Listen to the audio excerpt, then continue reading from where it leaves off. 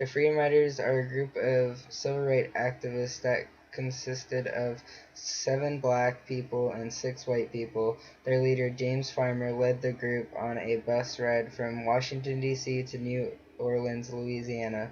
The mission was to speed up the process of segregation.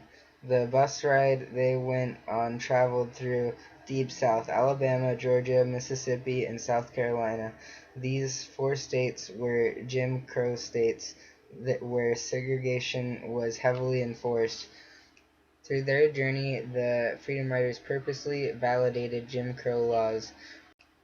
Black Freedom Riders sat in the front of the bus, and white Freedom Riders sat in the back of the bus, which is opposite of what the rules were at the time. At every station on their journey, they desegregated the people in a nonviolent way by getting others to join in. But then in Alabama, the Freedom Riders met by an angry mob. The angry mob was attacking the bus, and someone threw a firebomb into the crowded bus. Many were injured, and one Freedom Rider was crippled for life. It was difficult to finish the journey because bus drivers weren't willing to transport them. After the attack, some of the original Freedom Riders didn't continue, so another group of Freedom Riders were formed. With all national eyes on this group, the Freedom Riders continued their journey to Montgomery, although they were promised protection by the governor of Alabama.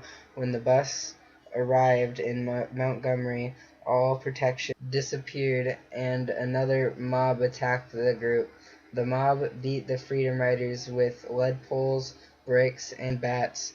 While TV cameras were rolling, the Freedom Riders escaped the mob and gathered at a church where civil rights leader Martin Luther King Jr. gave a speech. At the church, the federal government placed loads of federal marshals to protect the group.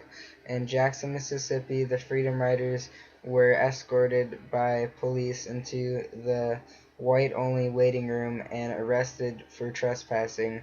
They were sentenced to 30 days, which would abuse African American inmates. The Freedom Riders had such a great impact and had leaders like John F. Kennedy send clear messages about stopping segregation and violent acts against African Americans.